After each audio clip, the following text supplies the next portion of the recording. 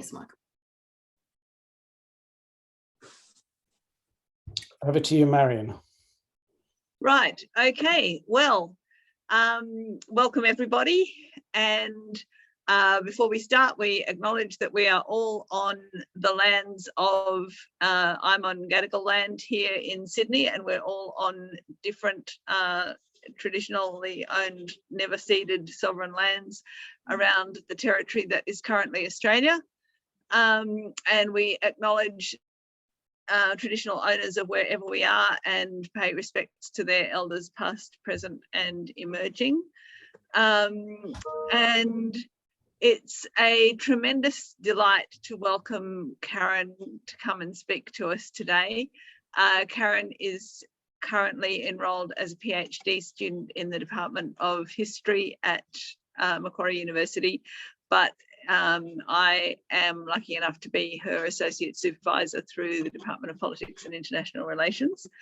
And Karen is also a pastor of a church in Sydney, and also has been quite involved in public debate about religious freedom. But today she's going to talk to us about her research on single women in the church, and particularly focusing on Constance Duncan.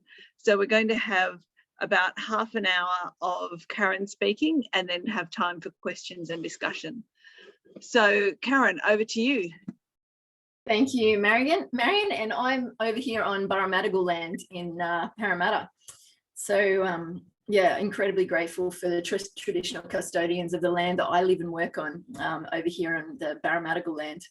I'm also incredibly privileged to be supervised by Marion and by Tanya Evans, who have just been phenomenal supervisors since I transferred to Macquarie. For those who don't know, my PhD is looking at unmarried Christian women in Australia who are involved in social justice activism, motivated by their Christian faith, but who have been basically almost erased or marginalised from the historical record, who really don't appear in our historical records at all, despite having quite a profound impact on Australian society and often internationally as well. Tonight, I want to speak to you a little bit about an amazing woman called Constance Duncan, who first got involved in her early career with ASCM, which formed the basis of the work that she was going to do for the rest of her life. So I'm going to jump straight into it and look forward to lots of questions later, and really from learning to learning from you more about ASCM. Mm-hmm. So Constance Duncan was a missionary, a welfare worker, an internationalist, a refugee advocate, and an architect of both social and political reform for women and children. She lived from 1896 to 1970. And in both the inter and post-war years, Duncan was engaged with a network of activists right throughout the world. She was an unmarried woman. She was open about her female companions and her Christian faith. And she held leadership positions in some of the most significant institutions in Australia and in the world in a period of social and economic and military upheaval. Later in life, one of her friends would describe her as having an almost masculine forcefulness.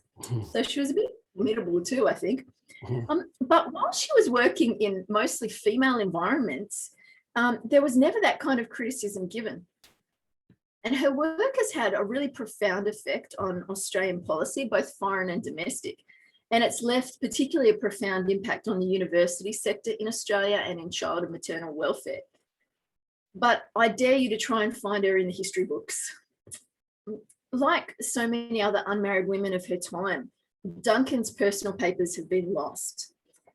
She was frequently on radio, on the ABC Radio National during the 1930s, but transcripts and broadcasts and recordings of her radio broadcasts they didn't make the cut of those that were archived and have been preserved in the historical record. And maybe it's worth asking why that is the case. But nonetheless, in spite of that, she's left quite a significant historical footprint that allows us to examine her life and her legacy.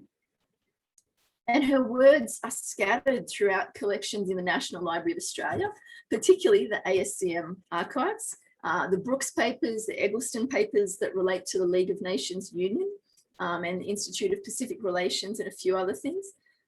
There's information about her in the papers of Margaret Sutherland, who you might know as a famous Australian composer, who was Duncan's partner later in life. There's also records in the National Archives and the state libraries of Victoria and New South Wales, and also the University of Melbourne Archives, which has records from the League of Nations Union and the YWCA.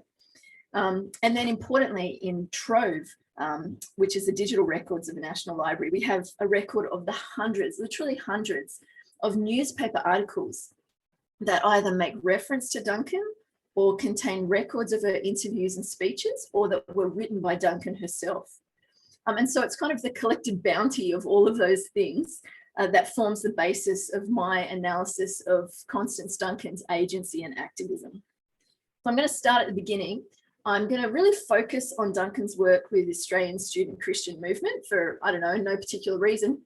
But then I'm really going to look at how her involvement with ASCM influenced her life's work, and ask the question about, well, why don't we find her more prominently or find her at all in Australian religious histories? So she was born on the 26th of October, 1896 to Andrew William Bartlett Duncan, which is a good strong name, I think. He was a real estate agent and an auctioneer, and it seems that he did very well for himself and was financially quite secure. And his wife, Alice Dalby Bellin. And she was born at the family home of Ripponlea in Canterbury in Victoria. That was also the site of her father's business. When she was born, she already had two older sisters, Alice and Kathleen. And later, about 6 years later, she'd get a little brother as well called Frere Bartlett Duncan. Now, Constance, or Con, as her friends called her, started school at Carisbrook Ladies College and later Hessler College in Camberwell. And she excelled in music, particularly singing and violin.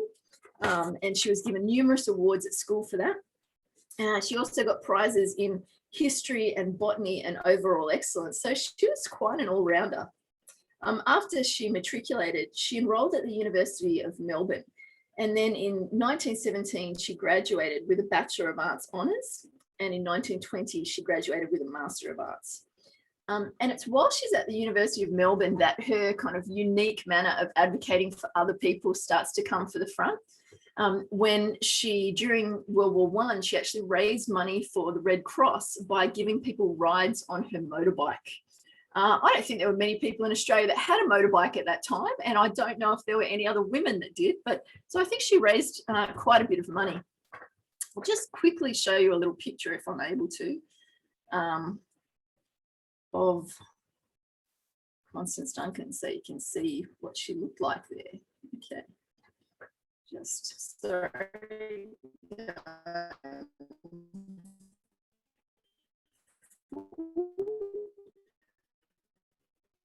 Yep, we can see that, but your voice is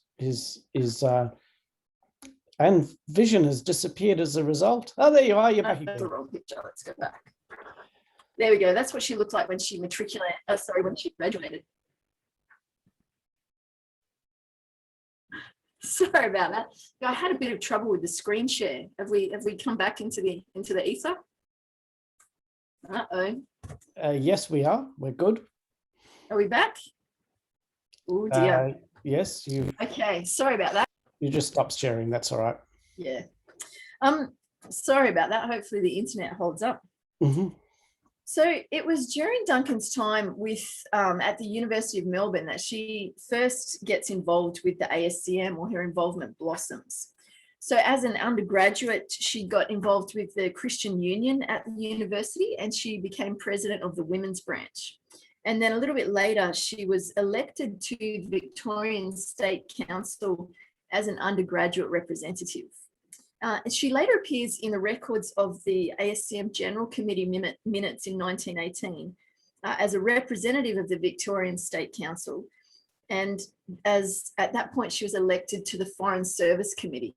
Now that's really interesting given how she's going to devote her life's work. And then the completion of Duncan's master's degree coincided with the resignation of one of the ASCM travelling secretaries, who was Frances Good. And so there was a need to find a replacement women's travelling secretary for the South. Duncan was not the first choice, actually. The role was offered to a couple of other people, particularly a Miss Jean Alexander of Sydney, who declined the role. But then a woman called Miss Lobb, that Frances had worked with on a couple of ASCM and YWCA committees, suggested that they ask Constance. And now at that time, I'm sure you would all know that the travelling secretaries were really a vital cog in the ASCM. So they met with the Christian unions throughout the country. They gave guidance on governance, leadership, finance, you name it. They spoke to numerous student groups, both in high schools and universities and colleges, to women's organisations, to church groups, and they really raised the profile, of ASCM and were vital in recruiting new members. So in February of 1920, Duncan was offered the role of travelling secretary, and she accepted. But the record says that she was not prepared to bind herself for the full 2.5 years requested. And so the records say, I quote, "It was decided that this was all the executive could ask of a prospective secretary, and that Miss Duncan would be appointed from July the 1st for the remainder of 1920 at a salary of £175 per annum." So she was only willing to commit for the rest of the year at that point in time. Now, in preparation for that role, Margaret Holmes, who again, I'm sure that you are all very familiar with that name, suggested that Constance Duncan attend the YWCA National Training School, which was in Sydney in July and August of 1920. So Constance agreed, and her father actually footed the bill for that. Now, that's kind of an interesting anecdote because it signals both the commitment of ASCM to developing leadership and to developing the people that were within their ranks. But it also kind of prefigures some of the financial struggles that were happening in ASCM at the time and that would continue to plague them, particularly as they attempted to appoint travelling secretaries. And in fact, a month after that Duncan's appointment is first recorded, the executive minutes actually say that Duncan's rate of pay was listed at the reduced sum of only £130 per annum. But it does say that the ASCM would cover all maintenance and expenses incurred in the travelling secretary role. So I don't know, maybe that made up the other £45. But the records of Duncan's time as a travelling secretary really demonstrate that she cherished a critical, reflective, outward-looking faith, and that she sought to cultivate that in other people as well. And that was really a hallmark of the ASCM. So in her first years as a travelling secretary, Duncan was interviewed by a reporter, and she told him that her role as a Christian educator was to help students to think critically and to give expression to their own opinions. She said, and I quote, "It is literally a drawing out, not a cramming in of ideas." Now, during that early period of her work, Duncan's work was limited mainly to working with women and girls. So she spoke at public and private schools and universities right throughout Australia. But unlike the descriptions of the work of other unmarried women at the time that I've read, Duncan's work isn't just described as purely womanly or belonging to the maternal realm. Like a lot of other women, their work is explained away that way. But Duncan wasn't praised for her womanly virtues. She's praised in newspapers and in all the records for her intelligence, for her grasp of facts, for her ability to strategize, her capacity to develop leadership potential in others, and her gifts of communication and her warm personality. She's just great to be around, apparently. And the organizations that she engaged with and worked with early in her career were very much explicitly Christian, particularly ASCM and YWCA.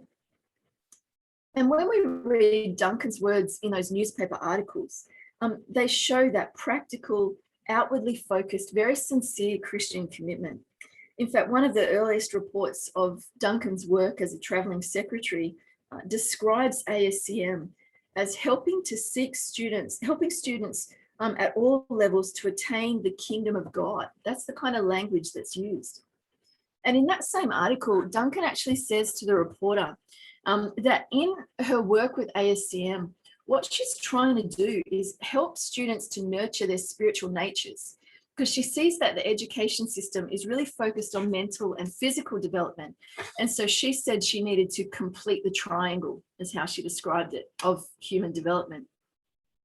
And I think that that understanding of ASCM as deeply spiritual and devotional, while also utterly practical and energetically focused on living out the implications of the Christian faith, I think that's what's missing from a lot of religious histories and evangelical histories in Australia, that tend to characterize the ASCM during this period as abandoning its evangelical heritage and falling victim to liberal theologies. And to be precise, I'm going to give you a quote from a very recent evangelical history of Australia written by Piggin and Linda. And so I quote, they write that during this period of time, SCM's ecumenism had come to embody the two movements evangelicals opposed: the Protestant liberal view of the Bible and the Roman view of the church. Evangelicalism had given birth to SCM, but now disowned its child. It's a pretty harsh comment, but I think it's certainly the view that comes out in the evangelical histories that I've read. It's not a view that I agree with, given what I'm seeing in the lives of the people involved. So one key method of cultivating faith that was used by the ASCM at that time was Bible circles, where students were encouraged to ask questions and to think critically. And Duncan again explained that group leaders of those Bible circles shouldn't simply convey information, but they need to encourage students to ask searching questions and to express their own thoughts and ideas.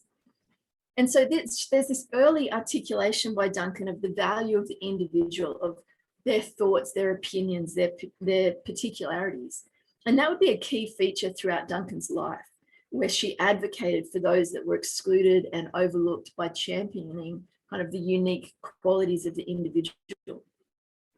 And maybe it's that practice of fostering a critical and inquisitive faith that really alarmed opponents of liberal theology, who didn't really want people thinking for themselves.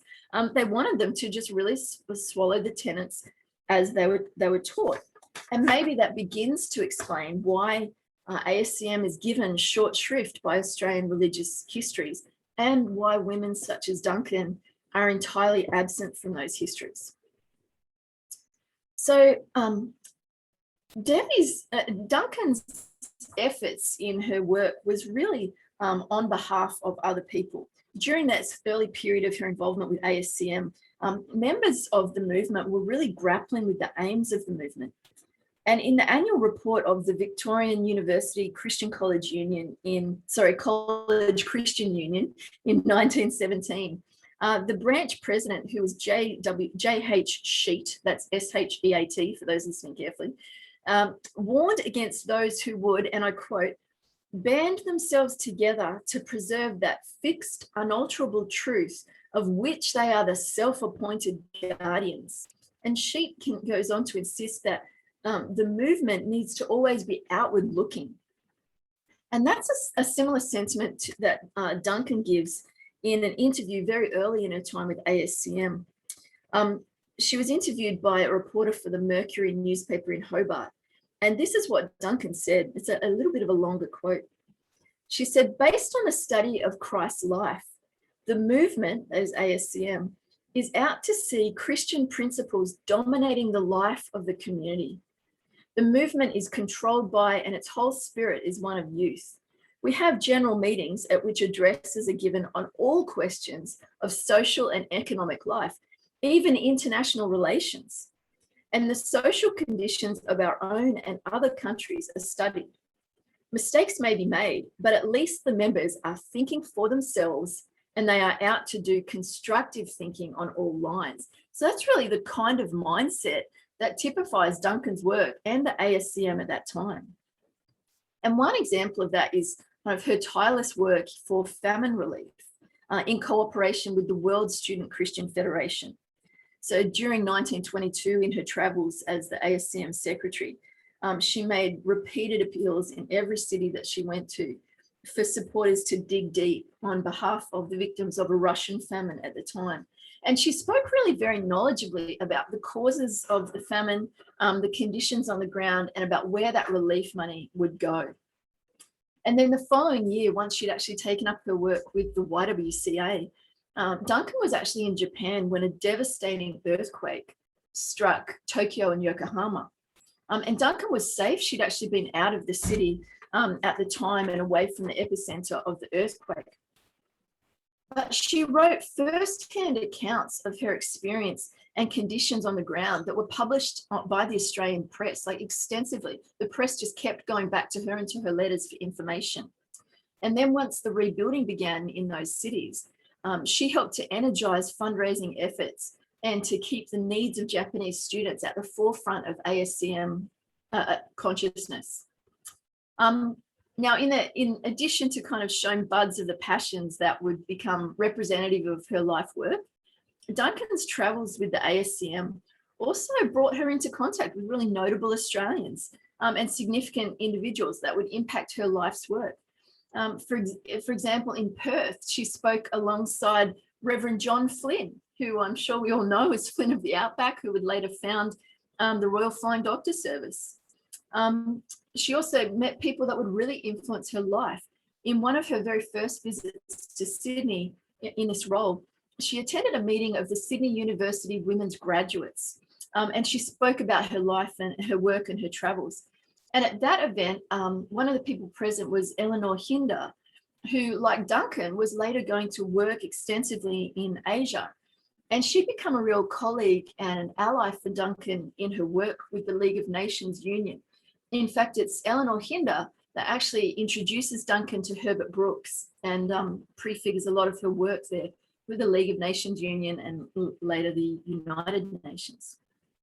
And at that same event, Duncan promoted the amalgamation of all the different women's graduates sort of groups throughout Australia. And that kind of foreshadowed her work later with the League of Nations Union and the UN as well.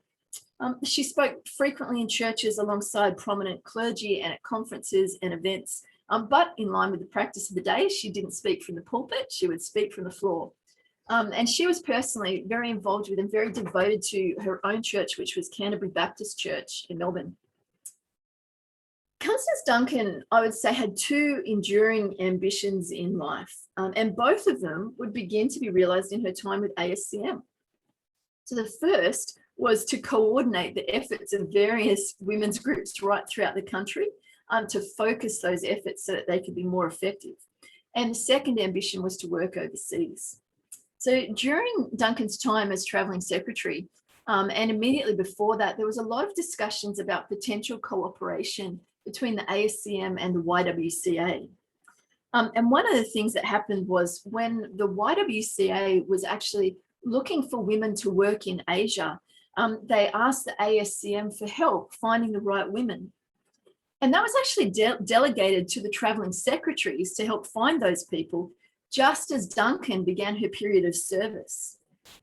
And so in 1922, when Duncan has graduated with a Master of Arts and completed her time as the travelling secretary, she ended up being seconded to Japan as the first Australian secretary for the YWCA in Japan. And it's her time in Japan that really is going to cement her commitment to transnational women's leadership and cooperation, and that's going to position her to be one of Australia's foremost Asia-Pacific advisors at the outbreak of World War II. So I want to take a moment, I'm not going to look too much in depth, but I want to give you a bit of an idea of the significance of her life from that point on, and then look at, well, why isn't she in the histories? Where did she go?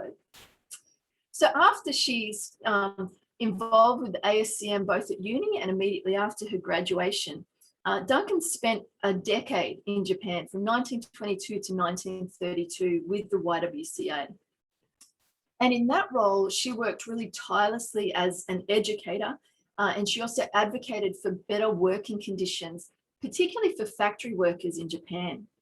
And she was one of very few non-native people who were actually fluent in Japanese. And also she had this huge network of contacts because of her involvement with ASCM. So she had networks of contacts right throughout the world. And because of that, she became this vital conduit of information that I've already given you an indication of with what happened around the earthquakes. And so throughout the 1930s, people are really looking to her to know what is going on. And she's frequently called on to explain Japanese militarism, to explain the rise of fascism, to look at the relationship between China and Japan and what's happening in Manchuria. When she did return to Australia in 1932, she became heavily involved with the League of Nations Union and the International Peace Movement, and through the Bureau of Social and International Affairs. And then when efforts at peace, international peace, had clearly failed, she shifted her focus to working with the people most affected by war. And so when VIRAC, the Victorian International Refugee Emergency Committee, was founded with the support of ASCM and YWCA, Duncan became the secretary of that. And in that role, she was to play a huge role in the Dunera affair, agitating for the welfare of refugees, protesting their ill treatment, and helping them to find suitable employment and study positions. And then she held a whole bunch of government posts, both during and after the war. She worked for the Department of Labour and National Service as an officer in the Industrial Welfare Division, and then later in the Department of Health. And that really, it sort of marked a little bit of a shift in focus for Duncan, but it still aligned really closely to her kind of lifelong advocacy for vulnerable or at-risk people that just characterized everything that she did. And her most significant achievement during that time, towards the end of the war, was leading a nationwide inquiry and then authoring a 1944 report for the National Health and Medical Research Council that received national media attention. It was in all of the papers, the metropolitan and regional ones. And the impetus for that report was a decline in the birth rate. Wonder why that happened in 1944. But the recommendations of that report would have far-reaching impacts, as Duncan would campaign for a fair deal for Australian mothers. Basically, the crux of the findings and the recommendations of the report was that there was an urgent need for, and I quote, a national program of maternal and child welfare to guarantee to mothers and children, regardless of the state in which they live, certain minimum Australian standards in services and facilities. So that the huge change that's about to come in terms of child and maternal welfare in Australia, Duncan spearheaded that. And then in May of 1945, she joined the United Nations Relief and Rehabilitation Administration, working as a welfare officer in the Southwest Pacific. And while working for them, at the close of war in 1946, she visited Korea as part of a special mission, a United Nations special mission. What's really interesting is that she stayed on as a liaison to the commanding generals of the USA and the USSR in Korea at this time. Now that's significant on its own terms, but it's hugely significant given she was the only woman on that mission, and she was the one asked to stay back. After more than a year in Japan and Korea, she returned to Australia, and she was elected to dual positions as both the Federal and New South Wales Secretary for the Australian National Committee of the United Nations. And she had a variety of roles with that, including helping to organise the UN Appeal for Children in 1948.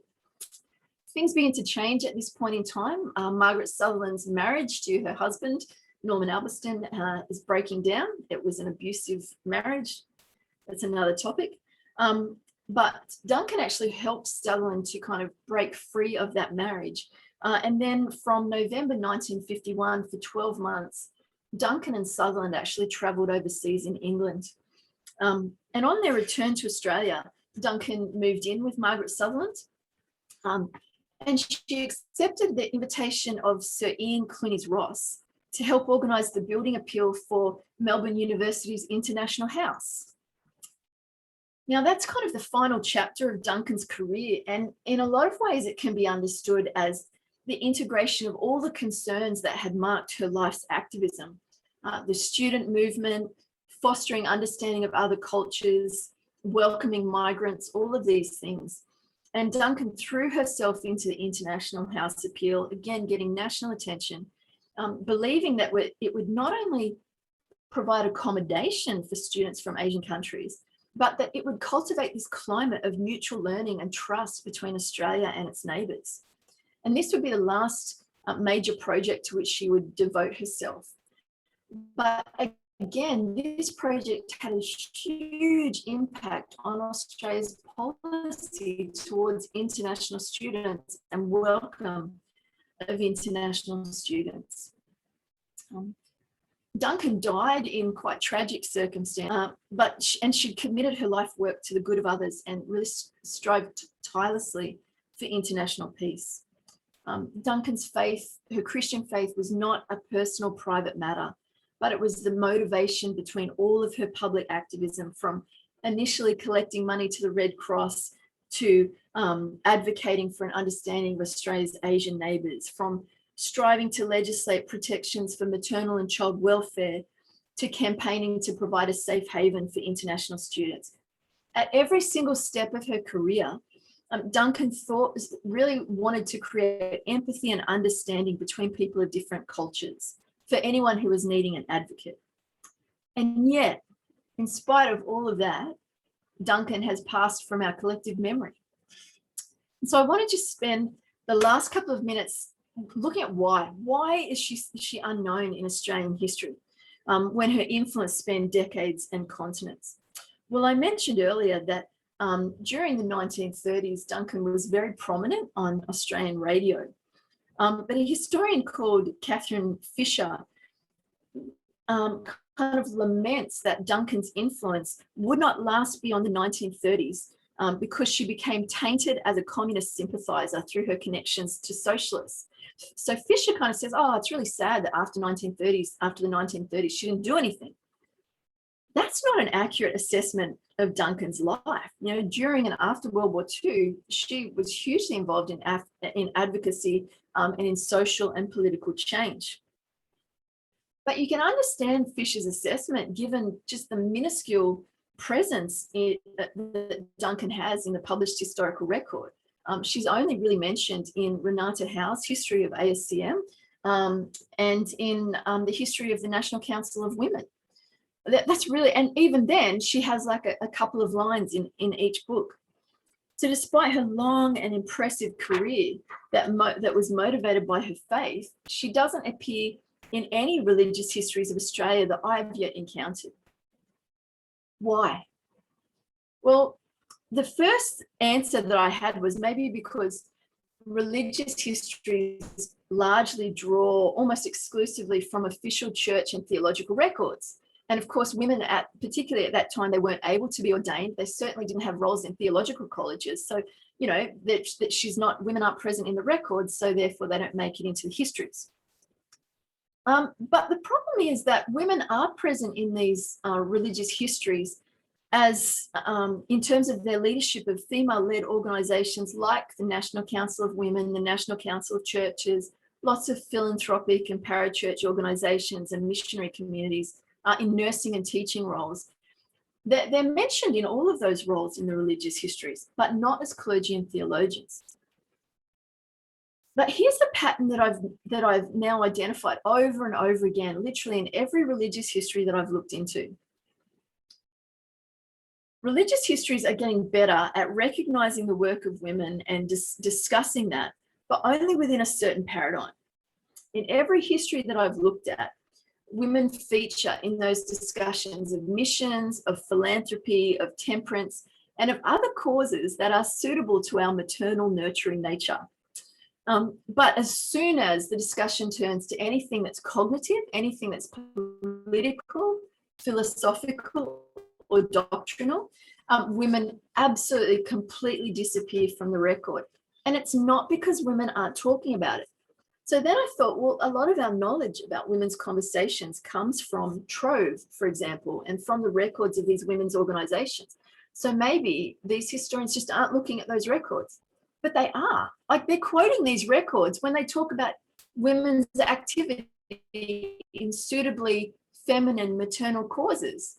They're quoting from Trove all the time to support the views of these male clergy and male theologians. But women who appear in the same articles and on the same topic are completely ignored. The best explanation that I can give for this is that it's a combination of the enduring impact of separate spheres ideology, that men and women have separate spheres ordained by God, and by the exclusive status given by evangelical historians to, a heteronormative nuclear family. So if one's paying attention, you can actually see that this is acknowledged in the sources. So as an example, one of the most recent Australian histories, which this one, The Fountain of Public Prosperity by Stuart Piggin and Robert Linder, there's now a second volume as well, which they're great books. But they actually summarize the contribution of women. And they say this: evangelicals made a decided, if ambivalent, contribution to the liberation and uplift of women, mainly through nurturing stable families.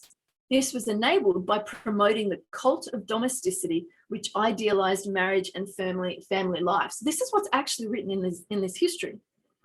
So it says, yes, evangelicalism gave increased opportunities for women to be engaged outside of the home, but only within very specific feminine roles. And so Piggin actually supports or argues that evangelicals instinctively gave support to separate spheres ideology and therefore applauded women in feminine roles.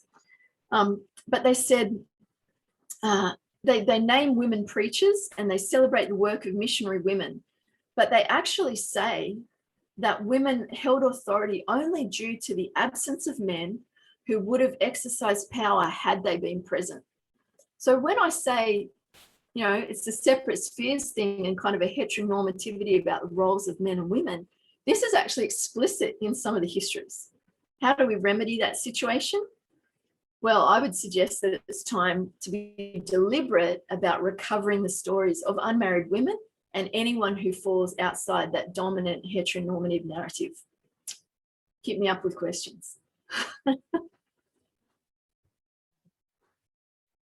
Thanks so much, Karen. That was just riveting. So questions, anybody? Just unmute yourself and launch in. We won't bother with using the chat. And also, please teach me. There's so much that I don't know that you're able to teach me. I'm very ready for that. Have you come across a book by Frank Engel, which focuses on WSCF as, I forget the name of it, but he focuses on Asia a lot. You have come across that? I've actually got it on my list to look at next, so I need to bump that up and look at it more carefully. Yeah, it was a wonderful book, but I just can't remember how much focus there was on Constance Duncan. But certainly there's quite a bit on Korea and Japan, so hopefully there might be. But I suppose I was very much struck, Karen, by the fact that the internationalism of the WCF and the ASCM goes right back. And when you look at that Frank Engel book, for example, you see that. And to think of John R. Mott coming out here and ASCM being established in 1896, the year of Duncan's birth, is pretty amazing. Right. But the sense that the breadth of the international concern goes way back to the beginning came through very much in your talk. Thank you very much. Yeah, I think I'm just constantly impressed by how deeply Christian this is, in the sense of, faith without works is dead. And the really Christ-like practical outworking of the Christian faith is so evident. And the refusal to just make it a purely cognitive movement, but that it has to be the integration of thinking critically and well about the Bible and about faith, but then acting on that to improve the world, I'm constantly impressed by that. Yes, the focus on refugees, workers, peace, these themes, which are themes about world peace in a very integrated sense, certainly come through your talking about Constance Duncan's life. And Stuart Piggin is Sydney-based, so if you ever wanted to see him, I'm sure you could. Oh, I have. I've spent time with him, and he's been really, really helpful. Like, he's a lovely, lovely man. And his history is incredible. I mean, he's written a lot, and so much of it is really valuable. My critique of it is really the separate spheres thing, and that women are only allowed to be a certain thing and only have value in certain roles. But Stuart himself would say, and I agree, that he has in many ways championed women, and he continues to try and champion women within the Baptist Association. But there's still this dual thinking that only really allows women to succeed in certain ways when we look at the history. Yeah. Karen, I was intrigued by your comment about how the evangelical thinkers and leaders rejected the ASCM on liberal theology, and you also mentioned a sort of Roman church structure. Whether that implies ecumenical approach or what, I wasn't quite sure. Yeah, that's the implicit criticism. If you look at the context, they're criticizing liberal theology because there's so much activism, and they're criticizing the ecumenism. So there's a lot of Anglo-Catholics and just people with a different expression of faith, and that's what's being critiqued. That theme of liberal theology is about reading the Bible in terms of social transformation. Yeah. Whereas I think that the sort of separate spheres theology that you mentioned is more about validating a traditional conservative social structure. Yeah.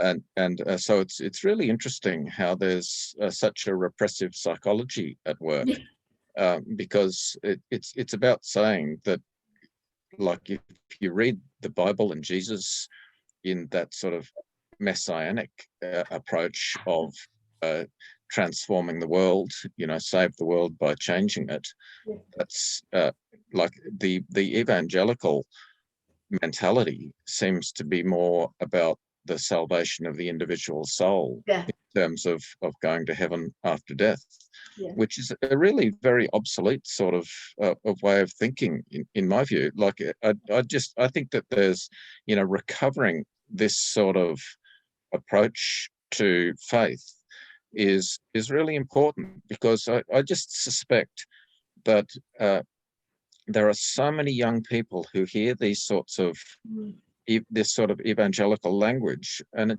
leaves them cold. Yeah, absolutely, it does.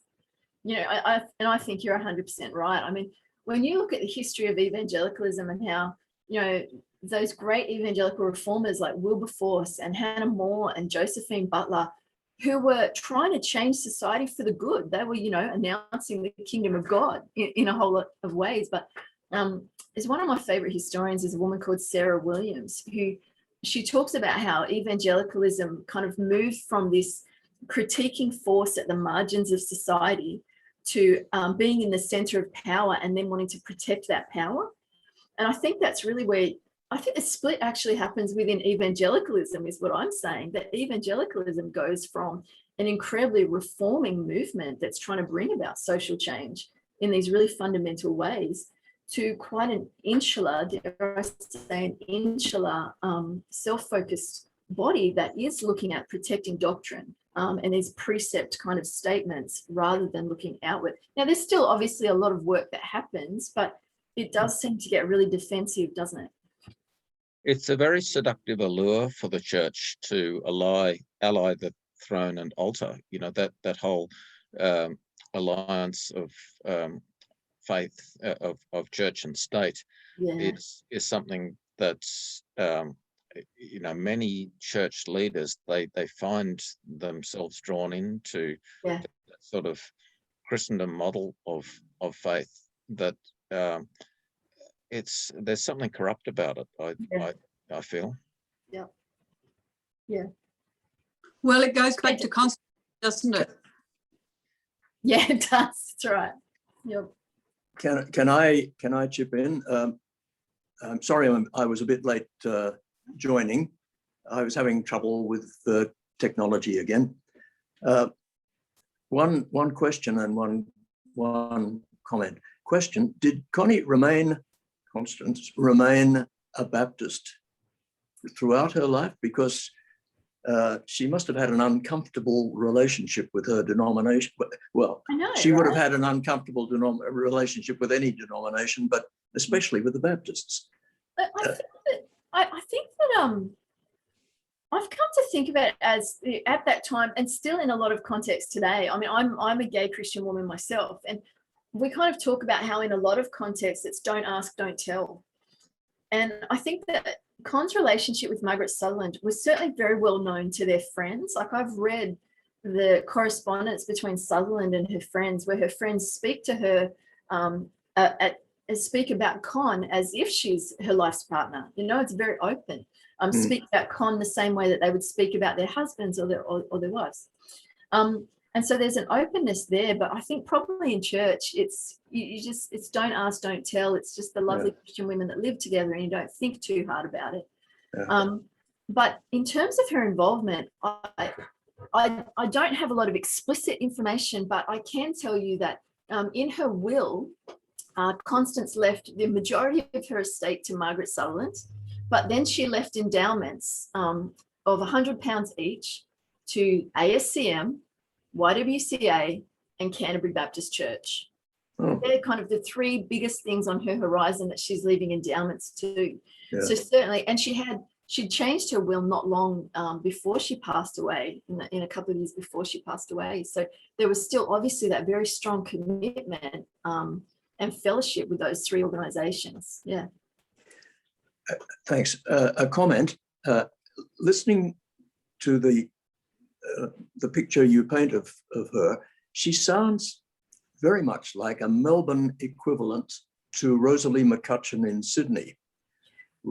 I knew Rosalie quite well, and she reflected the same kind of commitment, the same kind of involvement in all kinds of secular struggles, the same kind of spiritual discipline, the same approach to students. She was a resident secretary of the ASCM here at Sydney University. Yeah. And what you said about the SCM in the interwar period was very much reflected in Rosalie's whole approach. Right.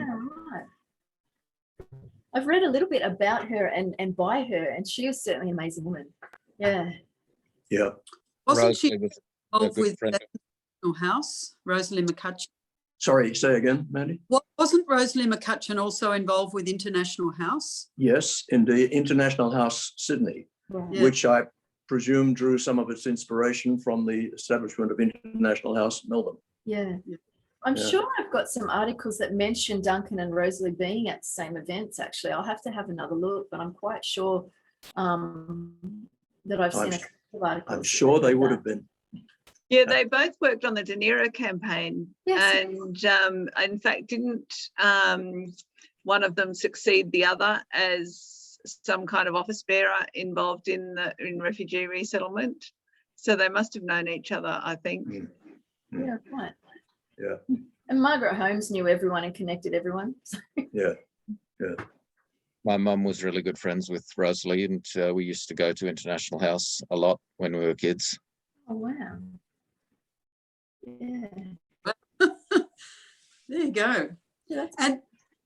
And David, evidently you can see that connecting line back fairly clearly as well. Oh yeah, very much. Yes. And especially the style of spirituality of those two women seems to have been very, very similar. Yeah. Yeah. So I take it that Rosalie was around more recently than Constance Duncan. Sorry, this is not Australian Student Christian Movement. This is Michael Mitchell asking a question. Just wondering why Rosalie, if you're looking at a bunch of unmarried women, is why was Rosalie not something that came up in your area of research? She actually was. She was on my list initially. Okay. And I was trying to narrow it down to fairly diverse women. So my criteria was in the end never married. So I decided not to have women who were widowed or who were married and divorced, but trying to keep it really tight, but women who never married and never had children, who were involved in any kind of social activism motivated by their faith, and mainly outside of the church. But my other case study is a woman called Frances Levy, who was hugely involved with the animal protection movement. Okay. And the other one, I don't think, because of COVID, I don't think I'm going to be able to do my third case study, which was of a woman called Kate Cox, who her full name was Fanny Kate Boudica Cox. And she was actually the world's first female policewoman in South Australia, and did incredible work with juvenile justice. And then later, again, with child and maternal welfare when she retired from the police. An incredible woman, and I hope to look at her a little bit down the track. But yeah, I had this massive list of women, and I got it down, and I was going to do 8 case studies, and then 4, and then 3, and now it's looking like I'm going to be 2. But even Constance Duncan, I mean, just hearing her story, I can understand why you could focus just on her. She sounds like an amazing woman. Yeah, and she is. And the other thing was, actually, one of the reasons why I didn't choose Rosalie is because her story has been told, and there are people that know of her. Not hugely, but there are biographies of her and articles about her and by her that I've come across. Whereas Duncan, no one has ever written her story. I also considered Margaret Holmes, came very close to doing Margaret Holmes, because she just inspires me incredibly as well. But in the end, the women that I've gone with are women who've just had such a profound impact on our societies, and you cannot find them in the histories. And I just want to see us recover their stories and think about why people like that aren't in our histories. When you mentioned the ABC archival material doesn't include her, that's really disappointing. Yeah. In 1995, David Garrett and I put together a short slide set for the 100-year anniversary of ASCM. And I went to ABC at Ultimo, and we recovered a lot of archival material, and I was amazed at how much they had.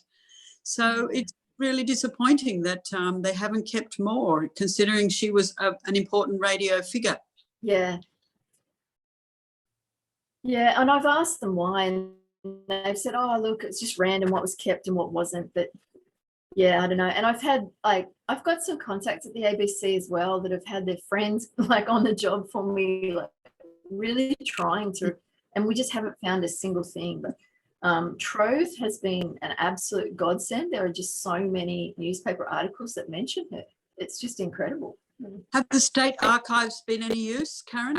Oh, I love the Mitchell Library. It's my second home.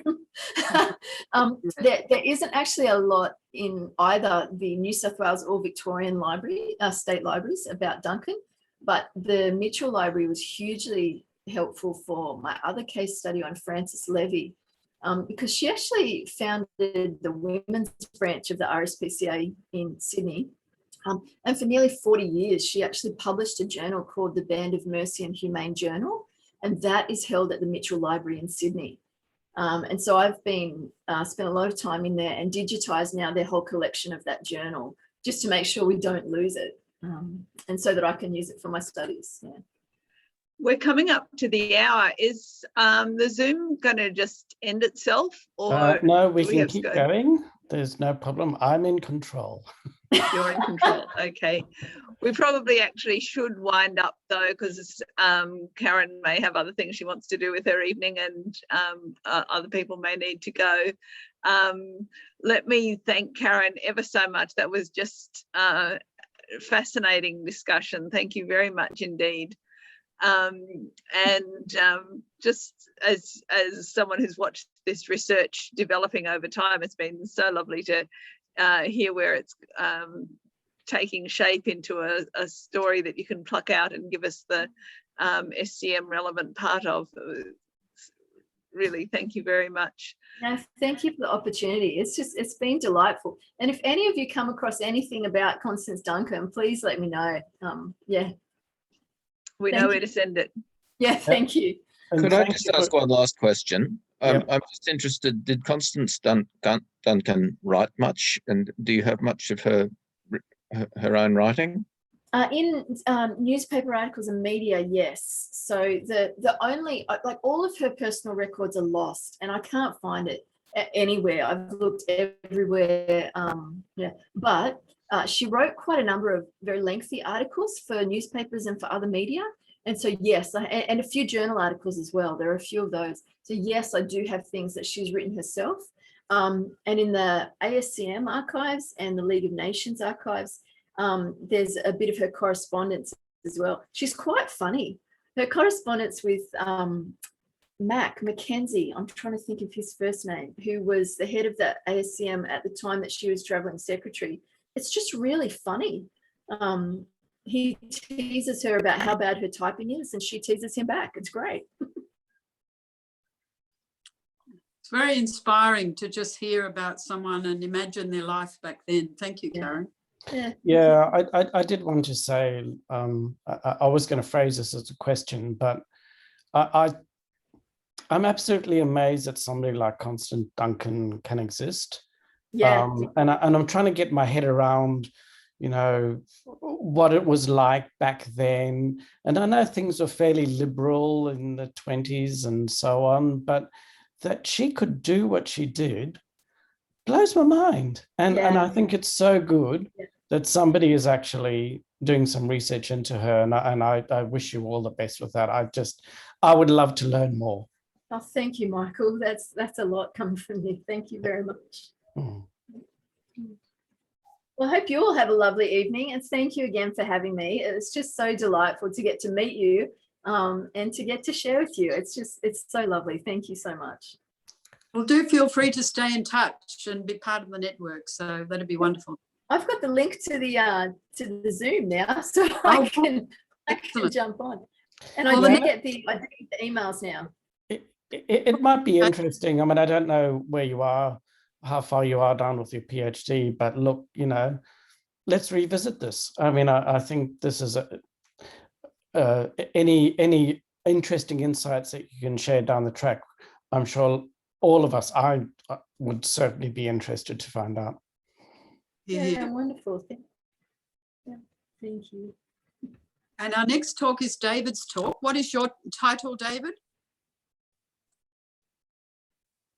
Students for the renewal of, I say again, students for the renewal of the church. Yes. That's in 2 weeks. Same time, same place, 2 weeks' time. Do you have an intended audience, David? Well, roughly the ones I'm looking at the moment. Okay. But Is yeah, it next week or in 2 weeks? 2 weeks. It was 2 weeks. In July. Thank you. Yeah. I'm really looking forward to that one too, David. Yeah, be good.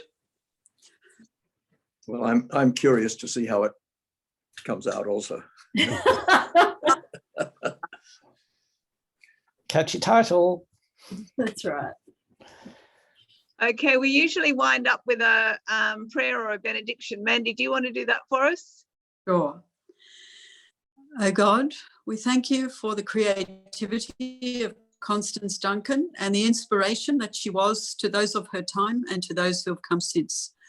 We pray for all women in the world that we may be able to express ourselves and contribute to the transformation of the world into a better place in Jesus' name. We pray for each one of us and we pray especially for Karen with her work. Please bless and keep her and keep each one of us in Jesus' name. Amen. Amen. Thank you so much. Good night, everyone. Yeah. Good night, Karen. Right. Thank you very much. Thank you. Thanks, Karen.